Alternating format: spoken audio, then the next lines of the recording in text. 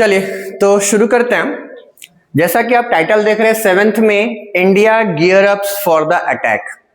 हुआ क्या है, कल एक लेटेस्ट डेवलपमेंट हुआ है जिसके कारण आपको ये वीडियो मैं बना रहा हूं और उम्मीद करो कि वॉर का ट्रिगर दब चुका है। मतलब एक तरह से माइंड एक होता ना कि ये डाउट हो कि होगा नहीं होगा, या ऐसी वो कौन सी कहानी थी आपकी कि भेड़िया आएगा आया नहीं, और जब शांत हो गए तो भेड़िया आया और अटैक हो गया। तो वैसे ही कुछ होने वाला। क्या हुआ, एमएचई का नाम सुना है? एमएचई यानी ministry of home affairs, MHA ministry of home affairs. इसमें यानी रक्षा मंत्रालय जिसको हम हिंदी में कहें तो रक्षा मंत्रालय ने कल शाम को सारे स्टेट गवर्नमेंट को कुछ नोटिफिकेशंस भेजे हैं मॉक ड्रिल करने के लिए 7 मई को। अब समझना इस चीज को, भारत सरकार गृह मंत्रालय सारे स्टेट को जब भेज रही है, और स्पेशली वो स्टेट को तो कंपलसरी है करना जो बॉर्डर शेयर करते हैं पाकिस्तान के साथ। समझ में आई बात? देखो क्या है खबर, क्या है दिख रहा होगा, इकोनॉमिक टाइम्स का ये आर्टिकल नहीं होता, headline. Home ministry orders civil defence drills nationwide as India Pakistan tension rise after Pahalgam attack. ये 7 मई के लिए फिक्स किया गया है। सारे स्टेट को मॉक ड्रिल करने हैं। मॉक ड्रिल का मतलब होता है क्या, पहले ये समझो। मॉक ड्रिल का मतलब हुआ कि जितने भी आपके मतलब बचाने वाले मतलब कि लाइफ सेवियर एलिमेंट है सरकार के, चाहे वो एनसीसी हो गया, चाहे वो होम गार्ड हो गए, चाहे बीएसएफ हो गए, पुलिस वाले हो गए, इवन सेलेक्टेड स्कूल्स के टीचर्स, स्कूल और स्टूडेंट, इन सबको ट्रेनिंग दी जाएगी। जैसे बचपन में आप पढ़ते होगे ना, अर्थक्वेक आएगा या भूकंप आएगा तो हम क्या बेसिक फर्स्ट एड कर सकते हैं, मतलब बेसिक कैसे कहाँ छुप सकते हैं, बिल्डिंग में नहीं रहना, ओपन ग्राउंड में जाना है, समथिंग लाइक दैट। इस टाइप से हम लोग ये काम करते थे। तो उसी तरह फर्स्ट टाइम तो इसको नहीं बोलेंगे, ये दूसरी बार हो रहा है। ये कब हो रहा है? 1971 के वॉर के बाद नेक्स्ट अब ये हो रहा है कि सरकार ने जनता को ये बोला है, स्टेट गवर्नमेंट को ये बोला है कि आपको क्या करना है, मॉक ड्रिल करना है। मतलब कि अगर क्या क्या होने वाला, पहले थोड़ा सा ये देख लो, ओवरव्यू तो समझ में आ गया होने क्या वाला है। मतलब सीरियस इश्यू है, जब सरकार ट्रेनिंग दे रही है कि वॉर की सिचुएशन में जनता कैसे बिहेव करेगी, तो कुछ तो बड़ा होने ही वाला है, मान के ही चलो। देखो क्या है, किसको किसको बोला गया है, क्या क्या इसमें आएंगे, साफ साफ दिख रहा है।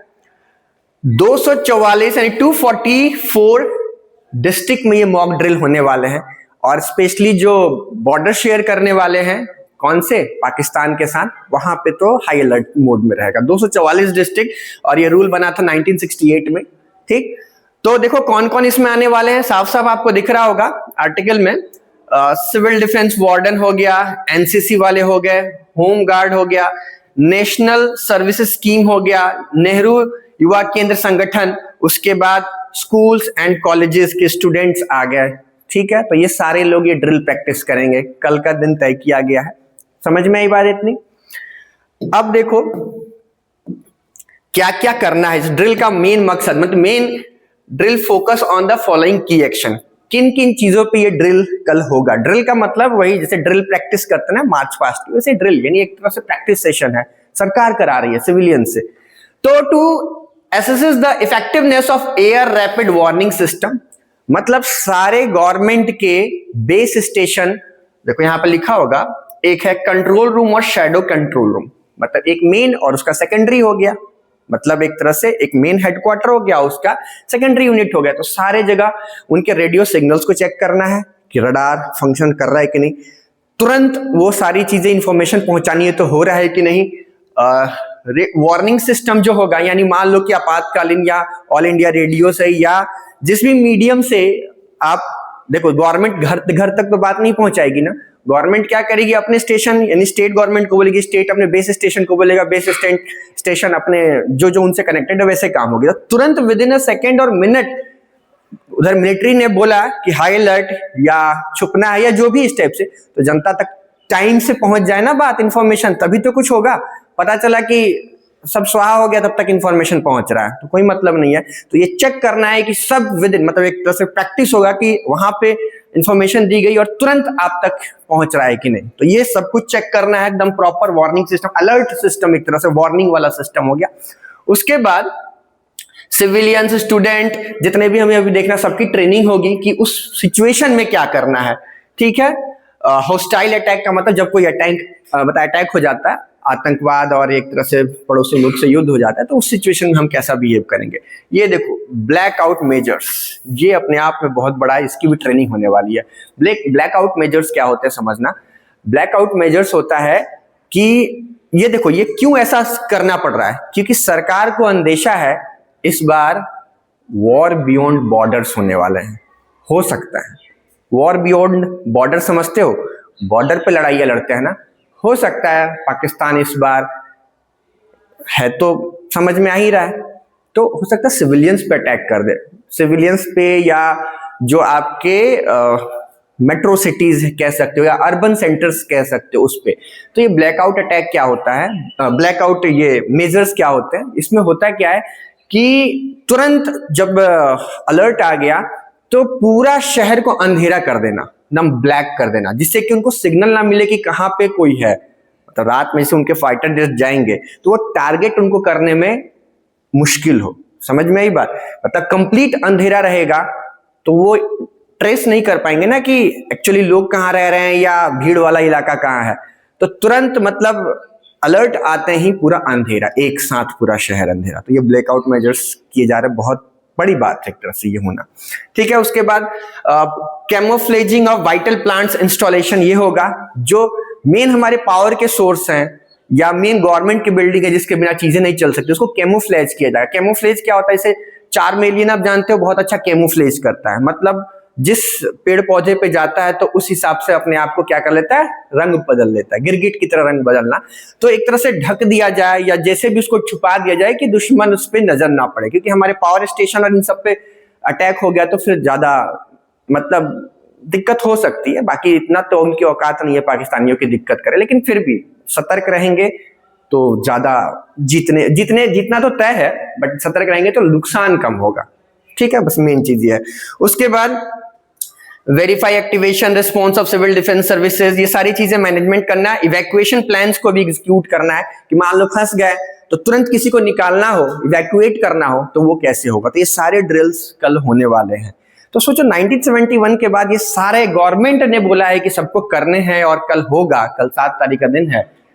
तो क्या लगता है, सीरियस इश्यू है, सरकार कुछ बड़ा करने की तैयारी में है, क्योंकि जनता को जब प्रिपेयर किया जा रहा है तो अब तो खेल बड़ा ही होने वाला है, तैयार रहिएगा। आगे देखते हैं और उसके बाद तो सुनिए, हमारे जो राजनाथ सिंह है, कौन है हमारे राजनाथ सिंह, डिफेंस मिनिस्टर, उन्होंने ट्वीट किया है what you desire will happen, जो आप चाह रहे हैं, हमारी देश पूरी शिद्दत से चाह रही है वो होने वाला है। तो जब ये ट्वीट आ गया तो समझ ही सकते हैं आप क्या होगा। उनका एक वीडियो क्लिप देखिए जो 1.5 मिनट का है, प्लीज इसको देखिए और क्या बोले हैं ये। रक्षा मंत्री के रूप में मेरा दायित्व है कि मैं अपने सैनिकों के साथ मिलकर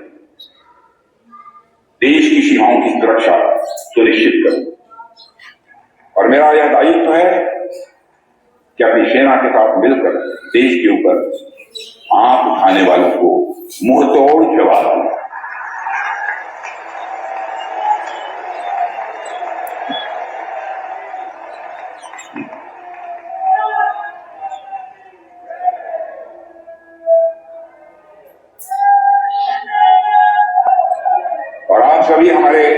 आप सभी हमारे प्रधानमंत्री नरेंद्र मोदी जी को अच्छी तरह जानते हैं।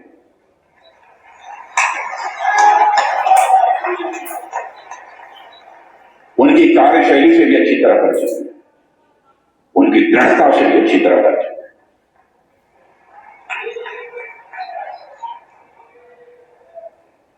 जोखिम उठाने का भाव किस तरीके से उन्होंने सीखा है अपनी जिंदगी में, उससे भी आप अच्छी तरह से।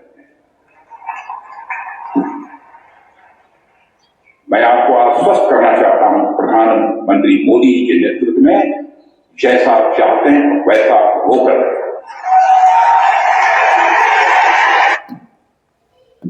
साथियों, एक रक्षा मंत्री तो आपने देखा कि जैसा आप चाहते हैं वैसा होकर रहेगा, सिविलियंस को तैयार किया जा रहा है, तो उम्मीद है ऐसा होकर रहेगा, भिखमंगों की अपनी औकात दिख के ही रहेगी। थोड़ा सा एक चीज और देख लेते हैं।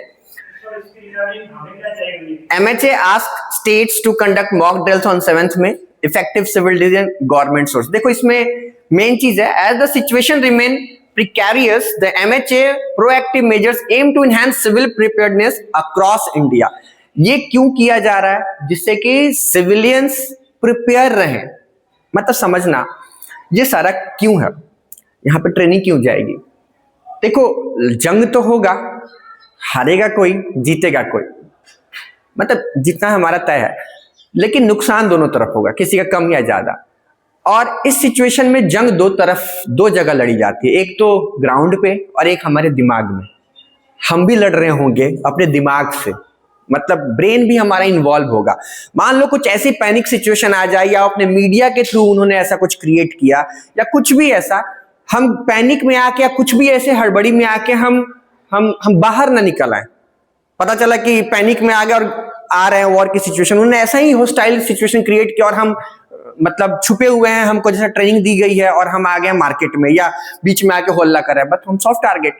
मतलब एक तरह से शेर को फंसाना हो तो बकरी को या बलि देने पड़ती है ना, तो वैसे ही कुछ है। तो हमको पूरी तरह से मेंटली भी तैयार होनी चाहिए। तो ये मेन पर्पस है इस चीज का, क्योंकि हमारे दिमाग से वो ना खेले। समझ में आई बात? मेन ऑब्जेक्टिव क्या है इस ड्रिल का।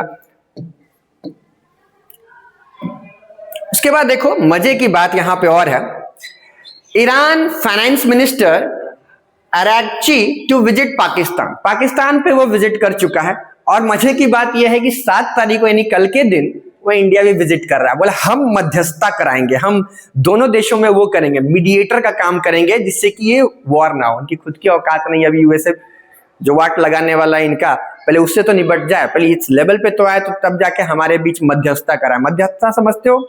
मीन्स उस लेवल पे कोई तो हो कि दोनों को संभाले। 2 भिखमंगे आ रहे हैं मध्यस्थता कराने, ठीक है, तो इनकी औकात नहीं है कि हमारे, हाँ ज्यादा से ज्यादा क्या होगा, वो होगा कि भाई यूएस टैरिफ लगाएगा तो थोड़ा आप हेल्प कर देना, थोड़ा बात करना, इससे ज्यादा इनकी वो नहीं है। कुछ जो होना है, जो हम सोचे वो होने वाला है। इनकी ये नहीं है कि ये आके मीडिएट कराएंगे, मतलब बिचौलिया बन के सारा खेल हो, ऐसा कुछ होने वाला है नहीं। तो उम्मीद करते हैं पूरा मामला समझ में आ गया है आपको, कुछ बड़ा होने वाला है। Thank you.